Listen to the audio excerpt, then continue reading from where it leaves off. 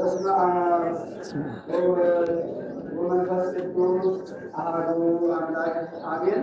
በቅድሚያ የተከበሩ አባታችን መላከ ሰላም ቀሲስ ጌትነት ታዬ የደብራችን ዋና አስተዳዳሪ፣ በውስጥ በአገልግሎት በውጭ በጸሎት ቅኖት እንደ ገበሬ ጽሙን እንደ በሬ ናቸው የምታገለግሉ ሊቃውንት፣ ካህናት፣ ዲያቆናት እንዲሁም የቤተ ክርስቲያናችን ጌጥ የሆናችሁ ምዕመናን አባቶችና ምዕመናን እናቶች፣ ወንድሞች፣ ሴቶች፣ ሕፃናት ጭምር በአጠቃላይ በዚህ በተቀደሰው አደባባይ የምትገኙ ሁላችሁም አንድ አምላክ በሚሆን በአብ በወልድ በመንፈስ ቅዱስ እንደምን አደራችሁ? እንደምን ሰነበታችሁ? እንደምን መጣችሁ?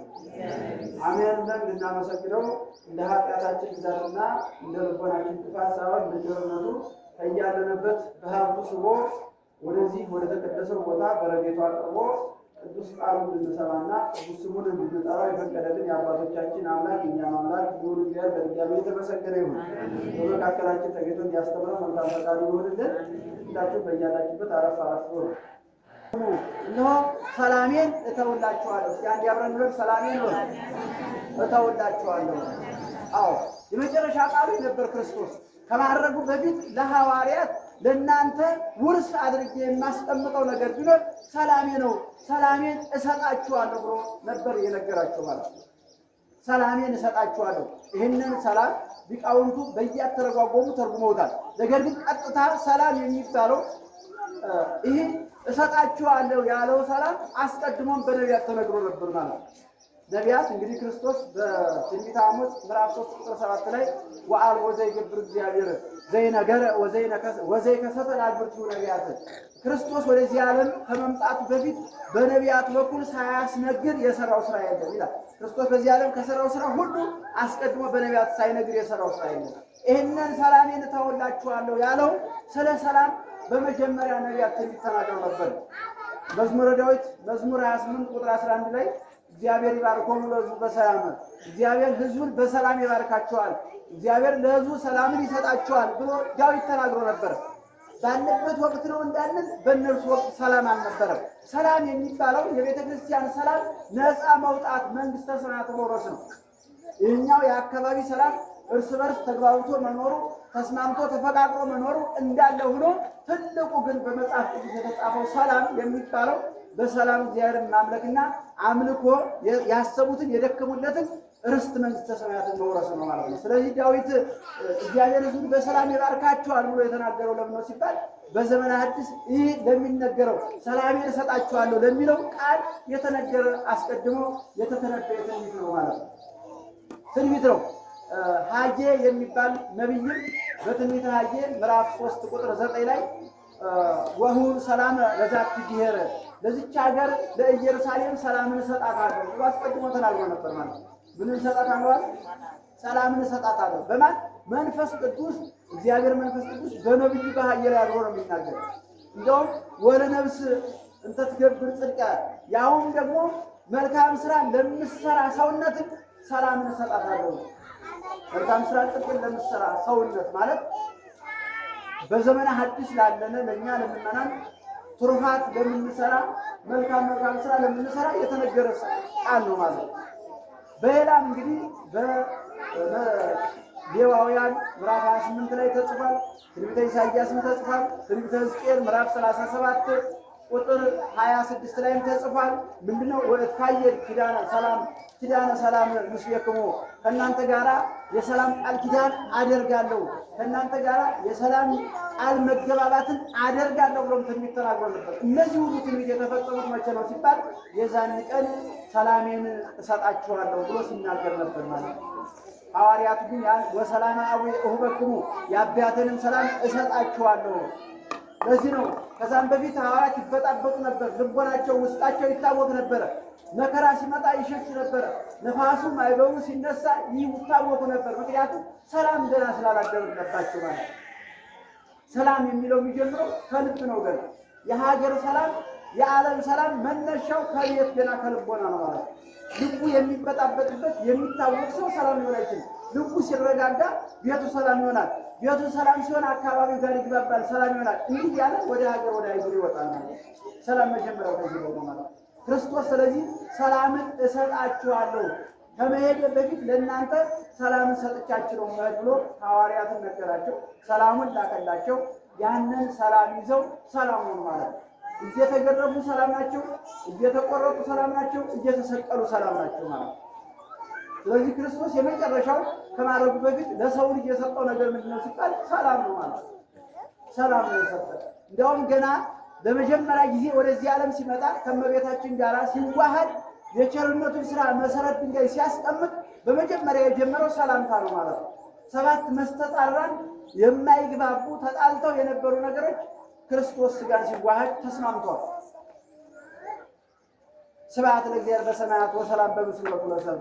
ቅዱሳን መላእክት በቤተልሔም ሲወለድ ዝቅ አሉ ወረዱና ከእረኞች ጋር እያመሰገኑ ለእግዚአብሔር በሰማይ ምስጋና ይገባዋል፣ በምድርም እርቅ ተወጠነ፣ አንድነት ተወጠነ እያሉ ያመሰግኑ ነበር። ለምን ከተባለ በዛ በ5500 ዘመን ውስጥ ክርስቶስ ሰው ከመሆኑ በፊት 7 ጠበኞች ነበሩ፣ የተለያዩ አካላት ማለት ነው።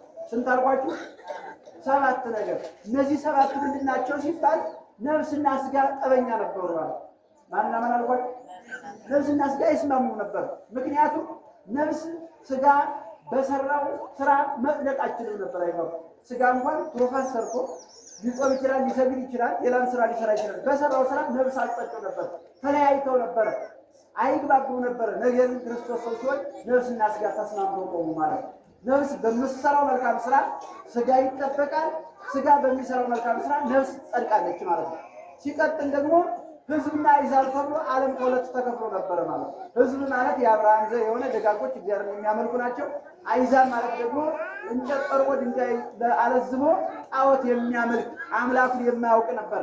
ክርስቶስ ሰው ሲሆን ግን ከሕዝብ ከአሕዛብ ዘር ነው ሰው የሆነና ለሁሉም ስለሆነ ሰው የሆነው የእግዚአብሔር ደግነቱ ምንድነው? ቸር ስለሆነ እግዚአብሔር ለሁሉም ነው ሰው የሆነ። ከአሕዛብ ዘሩ ሲቆጠር ወደ ኋላ ከአሕዛብ አለበት ከሕዝብ አለበትና ሁለቱ በጣዖትም በአምልኮተ እግዚአብሔር የነበሩ ሁሉም በአንድ ክርስቶስ ሰው ሲሆን አምነው የሚጠመቁ ሆኑ፣ ተስማሙ፣ ተግባቡ ማለት ሰላም ተፈጠረ ነው። እነዚህ ሕዝብና አሕዛብ 4 ይሆናሉ። ሌላኛው ደግሞ ሰውና መላእክት ጠበኛ ነበሩ። ለምን ከተባለ ሰውና መላእክት ጠበኛ የሆነበት ምክንያት ሰው ከእግዚአብሔር ጋር ተጣልቶ ስለነበረ ከእግዚአብሔር ጋር የተጣላው ሁሉ ደግሞ ለእግዚአብሔር ለሆነ ነገር ጥለኛ ነው ማለት ጥለኛ ነው። እዚያ መጽሐፍ አክሲማሮስ በሚባል መጽሐፍ እስጢፋኖስ የተባለ ልጅ ሲናገር ምን ይላል? የሰው ልጅ ከእግዚአብሔር ጋር ሲጣላ እጽዋቱ ተነቅለን እንበለው፣ ድንጋዩ ሁሉ እንቀጥቅጠው፣ ሰማዩ ተንጄ ልጫነው፣ መሬት ተከፍቼ ልዋጠው ትላለች። እግዚአብሔር ግን በቸርነቱ ያጸናቸዋል ይላል። አቃሉ ተረዳችሁ? አዎ እግዚአብሔር የቻለውን ማንም ይችላል ማለት ነው። እግዚአብሔር የታገሰውን ማንም ይታገሳል አይደል?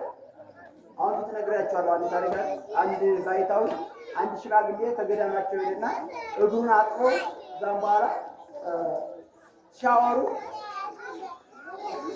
እግዚአብሔር እንዲያው እችን ሀገር ሰላም ያርጋት እግዚአብሔር እያሉ ሲያወሩ እግዚአብሔር ማለት ምንድን ነው አላቸው። አንድ ሽማግሌ እግሩን የታጠበው ማለት እግዚአብሔር ማለትና ማምላካችን ፈጣሪያችን ሰው ሆኖ የሞተልን ነው። በዝናብ አብጥሮ በፀሐይ አብስሎ የሚመግበን አምላክ ነው አለ። እንዴ እንዲህ የሚባል ነገር አለ እንዴ ምናምን ሲላቸው አንተ ስንት ዓመት ነው? 80 ዓመት ነው። እግዚአብሔርን ታውቀው አላውቀው ውጣ ብሎ አባረው ባይታው ማለት አባረው በኋላ ባይታው ተመለሰና አምላኬ ሆይ እንዲህ አድርጎ 80 ዓመት ሙሉ ዓመት የሚሰጠው አንተን የማያውቅ ሰው ከገዳሜ መጥቶ አባረው የሰደድኩት አለ።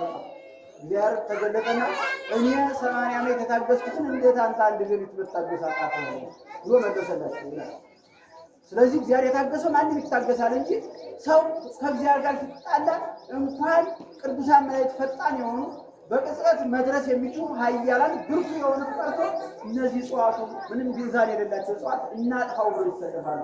እግዚአብሔር በቸርነቱ ያጸናቸዋል እና የሰው ልጅ ሰውና መላእክት ጠበኛ የነበሩበት ምክንያት ሰው ከእግዚአብሔር ጋር ስለተጣላ፣ በዚህ ምክንያት የአምላካቸው ጠላት ሁሉ ለቅዱሳን መላእክት ጠላታቸው ስለሆነ የሚመጡትም ደግሞ ለመቅሰፍት ነበረ። ቅዱሳን መላእክት ከዛም በፊት የሰው ልጅ ለመርዳት ሳይሆን ለማጥፋት በገሞራ በሲባን በሚባሉ 5 ከተማን በእሳት ለማጥፋት በሰባት ቀን ማዕበሉን ለማስነሳት ለመቅሰፍት ነበር ይላኩ ነበር። ከዛም በፊት እግዚአብሔር ሰው ሲሆን ግን በቤተልሔም የመጀመሪያው እርቅ ተወጠነ። ለዚህ ነው ስብሐት ለእግዚአብሔር በሰማያት ወሰላም በምድር ለሰብእ በምድርም እርቅ ተወጠነ ብለው የተናገሩ ቅዱሳን መላእክት ናቸው። ለመጀመሪያ እግዚአብሔር አስታራቂ፣ የሰላም ባለቤት፣ የሰላም ጌታ መሆኑን የመሰከሩ ቅዱሳን መላእክት ናቸው። እርቅ ተወጠነ ብለው የሰው ልጅ እረኞቹ የሰውን ዘር ወክለው ቅዱሳን መላእክትም ዝቅ ብለው ወርደው በአንዱ ነው አመሰገኑ። ሰውና መላእክት ታረቁ። ይዛል ነው። ሌላኛው ደግሞ ሰውና እግዚአብሔር ጠበኛ ነበር ማለት ያ ደግሞ ራሱ ባለቤቱ ነው ታረቀው። ሰው ሲሆን ታረቀው ማለት ነው። ሰው ሆኖ ነው የታረቀው። የራሱን አካል ስጋውን ለብሶ ነው የታረቀውና ስለዚህ እግዚአብሔር የሰላም ባለቤት ስለሆነ መጨረሻም ሲያርግ ምን አላቸው ሐዋርያትን? እነሆ ሰላሜን እተውላችኋለሁ ብሎ ነግሯቸው ሄደ ማለት ነው። በዚህ በሮሜ ምዕራፍ 15 ቁጥር 33 መጨረሻው ላይ ምን ይላል? ወአምላከ ሰላም ያህሉ ይክሙ አሜን ይላል። መጨረሻ ሲደበድብ ምዕራፉን የሰላም አምላክ የሰላም ባለቤት እግዚአብሔር ከእናንተ ጋር ይሁን ይላል። ቅዱስ ጳውሎስ የሮሜ ሰዎች ነው እንዳደረገ የሰላም ባለቤት ከእናንተ ጋር ይሁን ብሏቸው ያስተምራቸው ነበር ማለት ነው። እግዚአብሔር የሰላም ባለቤት ነው። ሰላምን የሰጠን እግዚአብሔር ነው። ሰላም የሚታደለው ከእግዚአብሔር በኩል ነው። ሰው የፈለገውን ያክል ቢጠበቅ የፈለገውን ያክል ቢዘጋጅ ሰላምን ማምጣት አይችልም። እግዚአብሔር ካልሰጠ በስተቀር በአንደኛ ቆሮንቶስ ምዕራፍ 1 ቁጥር 5 ላይ ጸጋ ወሰላም እምኀበ እግዚአብሔር አቡነ ሰላም፣ አንድነት፣ ፍቅር፣ ጸጋ የሚሰጠው ከእግዚአብሔር በኩል ነው። የሰው ልጅ ወጥቶ ወርዶ ብዙ ፍልስፍና ተፈላስፎ የሚበላ የሚጠጣ የሚለበስ ጌጣጌጥ ሊያዘጋጅ ይችላል። ብዙ ነገር በሰማይ የሚበረውን አውሮፕላኑ በምድር የሚሽከረከረው መኪናውን ሊያዘጋጅ ይችላል። ሰላምን ግን የሰው ልጅ ማምጣት አይችልም። ሰላም ከምን አልኳችሁ? ከምን ነው ሰላም? እዚህ ነው እኮ ዓለም ሰላምን ማምጣት ያቃተው እኮ የሰላም ባለቤት እሱ ስለሆነ እኮ የጠየቀው የለማ። ችግር ሲፈጠር ሰው ጉልበቱን ለመጠቀም ነው የሚቸኩለው እንጂ የሰላም ባለቤት እግዚአብሔር እንደሆነ የሚጠይቅ የለም ማለት ነው።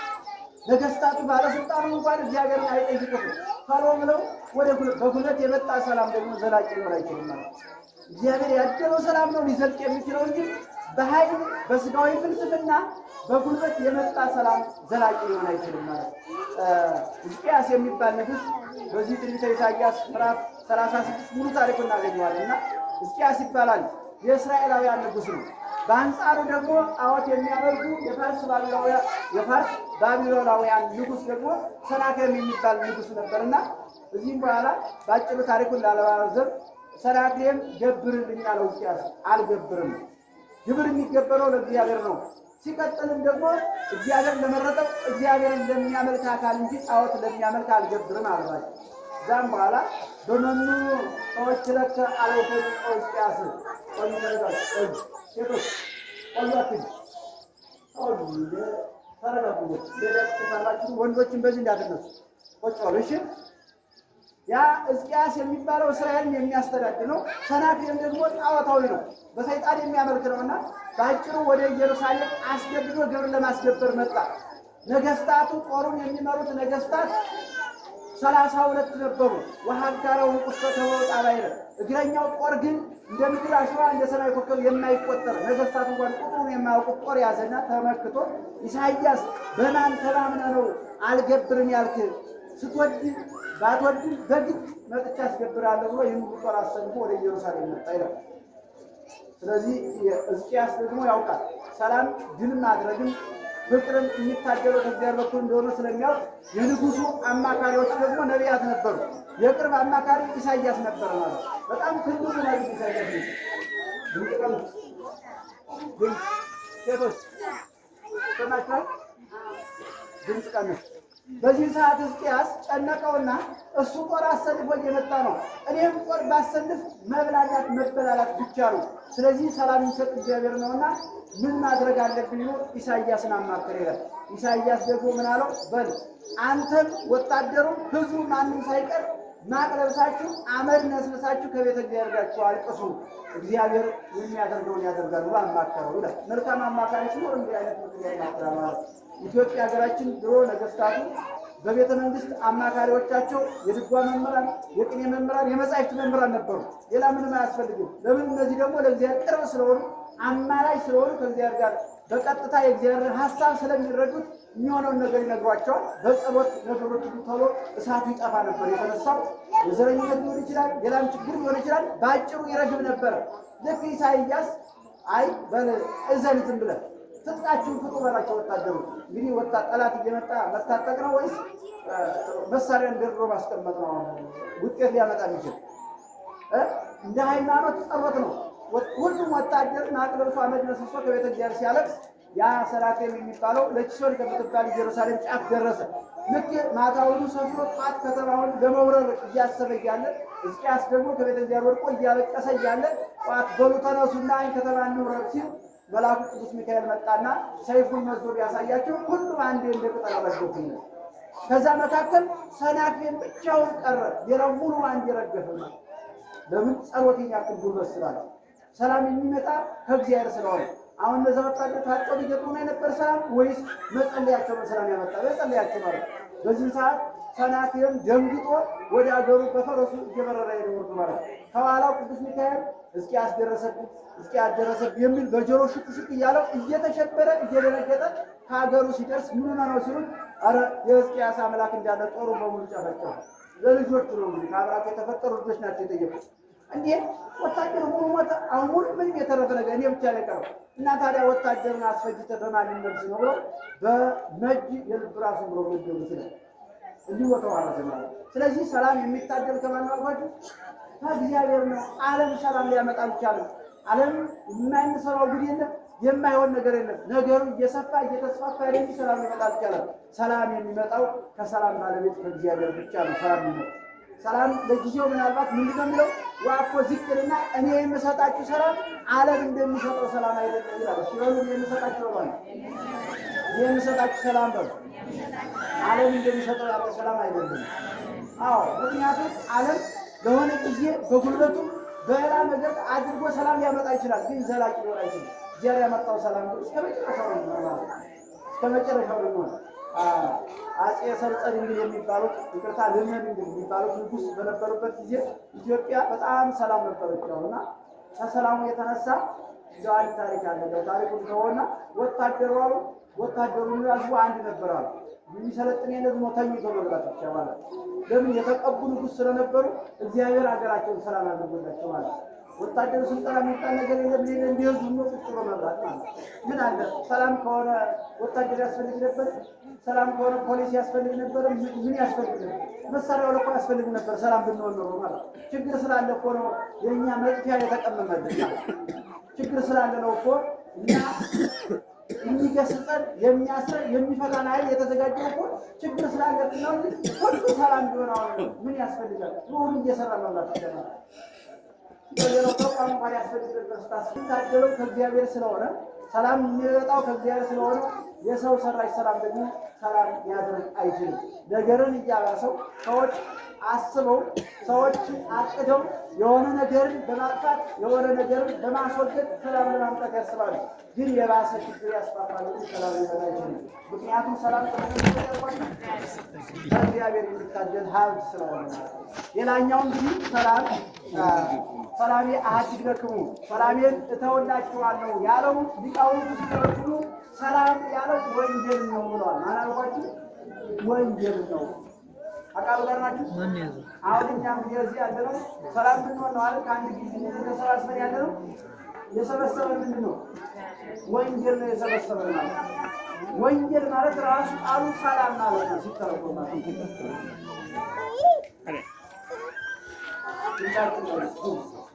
ወንጌል ሲናገሩ ሰላም ስለሆነ ነው ሁሉ የተሰበሰበው እንጂ ሌላ ነገር ቢሆን ያስቀምጣለበት። ሰው በፍቅር ነው በአንድ ላይ ሊኖር የሚችለው። ፍቅር ካለ ሰላም ካለ ሁሉም በአንድ ግቢ ላይ ይሰበሰባል። ጥላቻ ጠብ ካለ ደግሞ ይቺ ግቢ ለሁለት ሰው ይበቃል ማለት ነው። ለስንት ሰው ይበቃል ማለት ነው? ለሁለት ሰው ይበቃል። ከዛ ወዲህ ድንጋይ ሲወርዱ ከዛው ተቀበል ሲበቃቸዋል አይበቃም። ሰላም ሲሆን ግን የሁላችን ሰብስቦ ይዞናል ማለት ነውና ሰላም ማለት ወንጌል ነው። ስለዚህ ወንጌልን እተውላችኋለሁ ሲላቸው ነው ይላሉ አባቶቻችን። ወንጌልን ሕግን እሰራላችኋለሁ።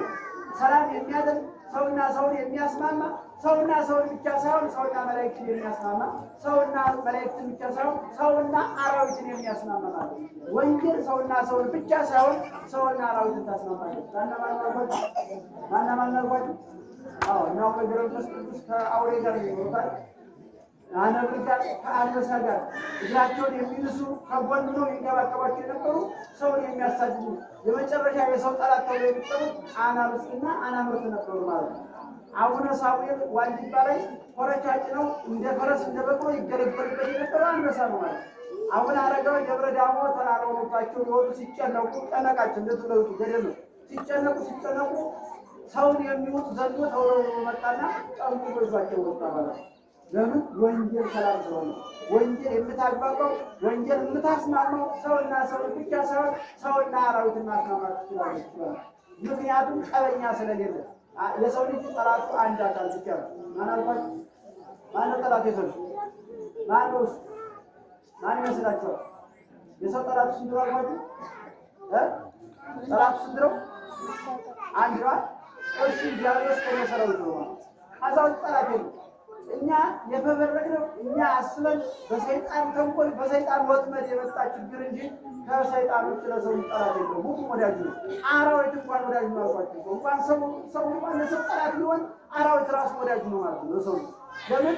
ታሪክ በመጽሐፍ ቅዱስ ተጽፎ እናገኛለን ማለት ወአልቦ ዘይነክር ማለት ያለ በሉቃስ ወንጌል ጌታ እነሆ ማንም ጅንጡም እባቡም አይነካችሁም ብሏቸዋል ማለት ሁሉም ወዳጅ ነው የሚሆኑ ያገለግላል። አባቶቻችን በገዳም ሲኖሩ በጅብ ውሃ እየጫኑ ነብሩ አድኖ የሚበሉትን እያመጣላቸው ነበር ይገለገሉ የነበሩት ማለት ነው። ለምን? ወንጌል ሰላም ስለሆነች። በወንጌል የሚመራ ወንጌልን የሚጠብቅ ሁሉም ወዳጅ ነው። ወንጌልን የማይጠብቅ ወንጌልን የማያውቅ ደግሞ ራሱ አካል ጠላት ይሆነዋል ማለት ነው። የራሱ አካል ያሳድደዋል። የራሱ ሀሳብ እንዲናው እንዲሸሽ ያደርገዋል። ኃጢ ጎይ ዛልቦ ዘይደግኖ ኃጢአተኛ ሰው ማንም ሳያሳደው የራሱ ኃጢአት ሲያራውጠው ይኖራል ይላል ሰሎሞን። ይፈቷል። ኃጢአተኛ ሰው ማንም ሳይሰደው ማንም ሳይወቅሰው የራሱ ኃጢአት ያሸሸዋል ማለት ነው። ያችን እዚህ ላይ የተናገረው የሚወደው ቢኖር ምንድን ያለ የሚወደው ቢኖር ሕጌን ይጠብቅ ማለት ሕጌን ይጠብቅ መሰል አፈቅሩኝ ይህቀቡ ምትወዱ ከሆነ ሕጌን ጠብቁ ያለ። ስለዚህ ሕጉን ጠብቁ ተብሎ ሲነገር እያንዳንዱ ስራ ለእሱ የተነገረው ይመስለውና በራሱ ይሸሻልና ስለዚህ የሰው ልጅ ጠላቱ ኃጢአትና ዲያብሎስ ነው እንጂ አራዊት ወዳጅ ናቸው። ማንኛውም ፍጥረታት ወዳጅ ነው። በዚህ ዜና በሚባል መጽሐፍ ምን ይላል? ንነሰ ኮነ እመሰ ንከውን ላይካሌው ለእግዚአብሔር እንፈርዖነ አናብስት። እኛ የእግዚአብሔር አገልጋይ ብንሆን ሕጉን ብንጠብቅ ኖሮ አራዊት እኛን በፈሩን ነበረ። ወንነሰ ኮነ አግብቱ ለዲያብሎስ ምን እንፈርዖሙ። ነገር ግን እኛ የዲያብሎስ አገልጋይ ስለሆነ ወደን ፈቅደን ለኃጢአት ተገዥ ስለሆነ እኛ አራዊትን እንፈራቸዋለን ይላል አንድ መነኩሴ ማለት ነው። ምንፈራው ነው ኃጢአተኛ ስለሆነ ነው የምንፈራቸው እንጂ ንጹህ ብንሆን አንፈራም ነበር ማለት ነው። ምንም ያስፈራ ነገር ስለሌለ ማለት አባቶቻችን ስለተገለገሉባቸው እና ክርስቶስ አድርጋለሁ ሰላሜንም እተውላችኋለሁ ያለ ወንጌልን ነው ብሎ ሊቃውንቱ ተርጉመዋል። በሶስተኛ ደረጃ የመጨረሻው ትርጉም ምንድን ነው? ሰላም ያለው መስቀልን ነው ይላሉ። ሰላም ያለው ምንድን አልኳችሁ? መስቀልን ነው። ወሰላማ አውየ የአባቴ ሰላም ያለው ደግሞ መንግስተ ሰማያትን ነው። መጨረሻ መስቀልን እተውላችኋለሁ ማለት አንደኛው የመጀመሪያው ትርጉም መስቀልን እተዋለሁ ማለት የሰው ልጅ እንግዲህ ቋሚ ጠላት አለው። እሱም ዲያብሎስ ነው። ረቂቅ ነው፣ የማይታይ የማይዳሰስ ጉልበቱ ከኛ በላይ የበረታ ፈጣን የሆነ ጠላት አለን። ነገር ግን ደግሞ ጠላታችን ግን የምንነሳው መስቀልን እተውላችኋለሁ ሲላቸው ይላሉ። ለዚህ ነው እኛ ሁሌም በስራችን መጀመሪያ ስራችን ገና ከመጀመራችን በዚህ ፊት በስመ አብ ወወልድ ወመንፈስ ቅዱስ አሐዱ አምላክ ብለን የምናማትበት ትልቁ ምስጢር ምንድን ነው ከተባለ አጋንንትን ለማራቅ ነው። በፍትሐ ነገሥት አንቀጽ 14 ላይ ጽፈውልናል። ወትምህርተ መስቀልሰ ለሰልደ አጋንንት፣ ትምህርተ መስቀልስ እንዲህ አድርጎ ማማተር አጋንንትን ለማሳደድ ነው ብሎ እዛው ተርጉሟል። ሌላ ምስጢር አለው። ለሰው ለመሆኑ ለአንድነቱ ለሶስትነቱ ሰው ሆኖ በዚህ ዓለም ከግራ ወደ ቀኝ ከፊት ወደ ኋላ እየተመላለሰ ወንጀልን መስራቱ የሰው ልጅ ከሐሳር ወደ ክብር ከሲኦል ወደ ገነት ከውርደት ወደ መክበር የማሸጋገር ብዙ ምስጢር አለው። ነገር ግን ትልቁ ነገር ግን እንዲህ አድርገን የምናስበት ምክንያቱ አጋንንትን ለማሳደድ ነው ብሎ ሊቃውንቱ ተርጉመው አስቀምጠዋል። ምን ለማሳደድ ነው? ስለዚህ እናንተ በፈለገው ሰዓት የሆነ ነገር ስትጀምሩ ብትደነግጡ መንፈስ ታበሩ ማለት ነው። ምክንያቱም ሰው እንኳን ሊገድላችሁ መጥቶ በስማም ካላችሁ ከሰውየው ያለው ጋኔን ይሸሽና ሰውየው ሊራራ ይችላል ማለት ነው። ይራራል።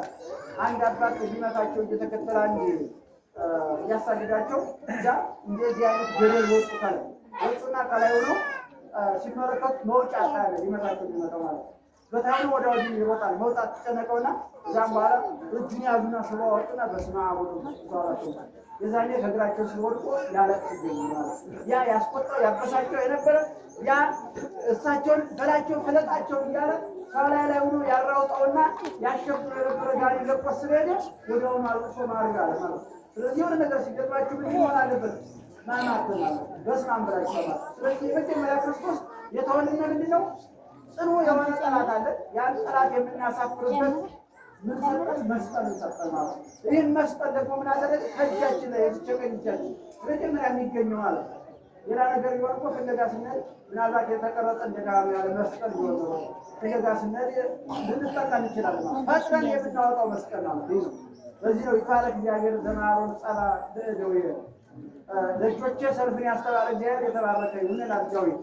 ሲበሉ ለእጆቼ በሉት ሰልፍን ያስተባረ እግዚአብሔር የተመሰገነ ይሁን። ምን ይመስላችኋል? ሰልፍ ያትች ማለት ነው። ይህች ዕጣትን አስማምቶ ችኛይቱ ከጎን እንዲላል ሲታጠፍ ችኛይቱ መስቀል እንዲሰሩ ያደረገ ማለት ነው። ትንቢት ነው።